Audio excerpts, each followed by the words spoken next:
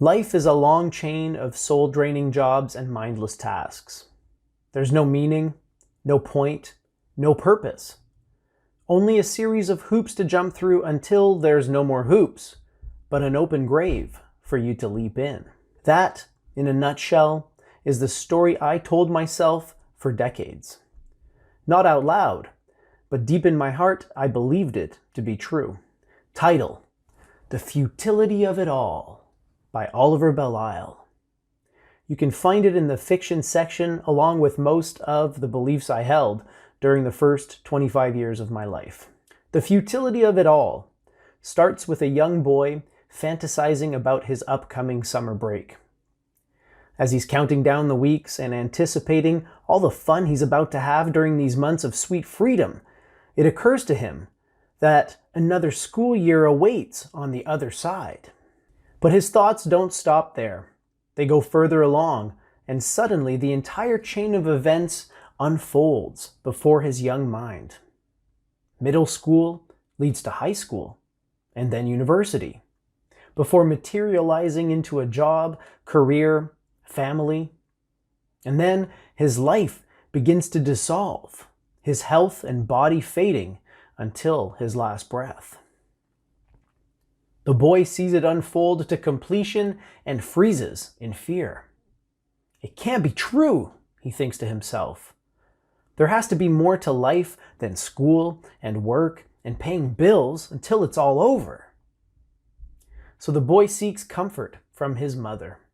He leads her along the same chain of events, link by link, hoping that at some point she will interrupt him with a new piece of information that makes everything okay. Something the boy overlooked. Something reassuring. But all she can do is confirm his suspicion that it's all a pointless race to nowhere. The story is set, the theme and plotline established. As for the young boy, he assumes the role of cynical, dissatisfied know-it-all, a defensive posture to avoid confronting the existential dread he uncovered on that fateful day. That tired old story went on to orchestrate my thoughts, actions, and emotions for decades, and I never had a clue. Because for all those years, I didn't even know there was a story.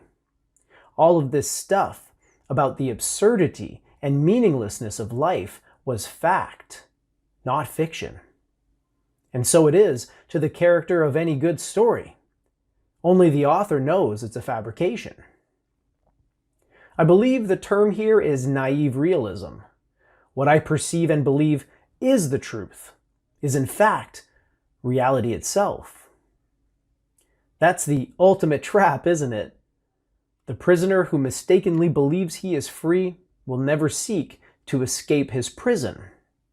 That's the tricky part about this whole freedom to choose business. If there's no story, then there's nothing to choose from and nothing to change. We go on acting and reacting according to the script, never realizing that there might be a preferable alternative. The question seems to be, how do you free yourself from a damaging, depressing, or unhelpful story when you don't know it's a story? When you believe with every fiber of your being that the story is in fact grim reality?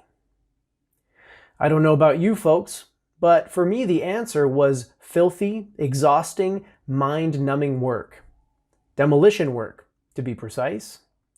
That's what I was doing in the early 2000s when my depression hit an all-time high. I had just dropped out of university for the second time. I had no job prospects, lots of bills to pay, and a deep loathing for the job I had at the time. And then I landed a particularly challenging assignment, jackhammering a concrete slab in a 5-foot crawl space. Picture me doubled over, back throbbing, alone in the dark, both literally and metaphorically. And after an hour of this, I had barely made a dent. How long am I going to have to do this, I wondered, my story becoming bleaker by the second. I started feeling anxious. My heart raced, mouth went dry, and I felt the sudden urge to run away as fast as possible. But, as I said, there was no exit. I was effectively trapped. In a final act of desperation, I confronted myself.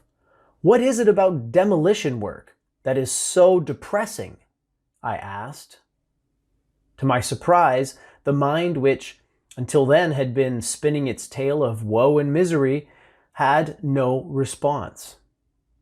At last, it was silent. I sat in the crawl space talking to myself, asking myself questions and trying to figure out the source of my depression, because clearly it wasn't demolition. That was just a scapegoat. My retail jobs had had similar effect on me. So had university. The problem clearly wasn't the work itself, or even work in general, but the story I told myself and believed about the work.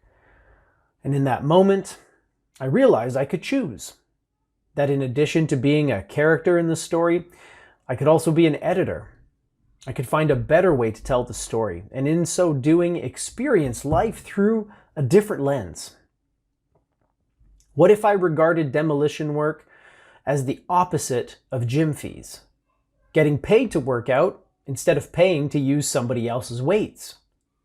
What if I focused on the fact that many unemployed people would gladly do this kind of work without complaint? And what about those who are physically disabled and who can't do work of this nature? In a sense, manual labor is a privilege.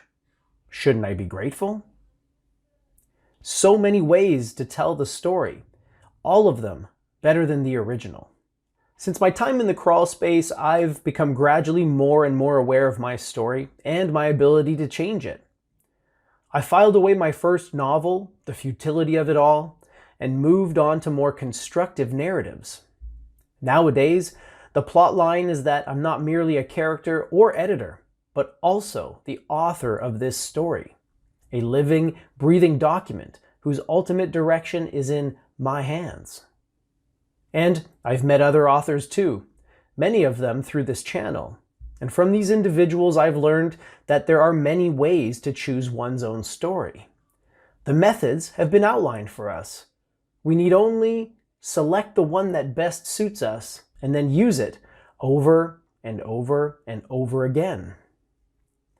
The particular path that brought me to many of these realizations is the path of self-inquiry, of observing the mind, studying the way it works, and challenging the thoughts it produces of its own accord. The mind is like the narrator, so by practicing mindfulness, I hear the story unfold in real time. This gives me opportunities to stop and question unhelpful or inaccurate thoughts as they occur. Because choosing your story, in neurological terms, is the same thing as rewiring your brain. And we do this precisely by interrupting unhelpful patterns of thinking, feeling, and doing, and replacing them with better alternatives. And just in case this all sounds like a bunch of New Age nonsense to you, I brought some science to back it up. Not so long ago, many scientists believed that the brain did not change after childhood, that it was hardwired and fixed by the time we became adults. But recent advances in only the last decade now tell us that this is simply not true. The brain can and does change throughout our lives. It is adaptable, like plastic. Hence neuroscientists call this neuroplasticity. How does neuroplasticity work? If you think of your brain as a dynamic, connected power grid, there are billions of pathways or roads lighting up every time you think, feel, or do something. Some of these roads are well-travelled. These are our habits, our established ways of thinking, feeling, and doing. Every time we think in a certain way, practice a particular task, or feel a specific emotion, we strengthen this road. It becomes easier for our brains to travel this pathway. Say we think about something differently, learn a new task, or choose a different emotion. We start carving out a new road. If we keep travelling that road, our brains begin to use this pathway more, and this new way of thinking, feeling, or doing becomes second nature. the old pathway gets used less and less and weakens. This process of rewiring your brain by forming new connections and weakening old ones is neuroplasticity in action. The good news is that we all have the ability to learn and change by rewiring our brains. If you have ever changed a bad habit or thought about something differently, you have carved a new pathway in your brain and experienced neuroplasticity firsthand.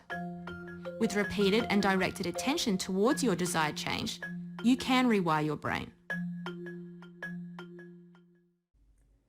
Henry David Thoreau writes, "A single footstep will not make a path on the earth, so a single thought will not make a pathway in the mind. To make a deep physical path, we walk again and again. To make a deep mental path, we must think over and over the kind of thoughts we wish to dominate our lives." And since thinking, feeling, and doing are closely connected, changing our story effectively changes our entire experience of the world. How we see things, how we feel, and how we respond. As the author of your own story, then, you have tremendous power over the quality of your life and the quality of other people's lives around you. Your story is part of a greater narrative, the grand narrative of all humankind, and yours is an essential contribution to it. The question is, what kind of story are you contributing? Is it a story of peace or war? Acceptance or resistance? Love or fear? The choice is, and always has been, yours to make.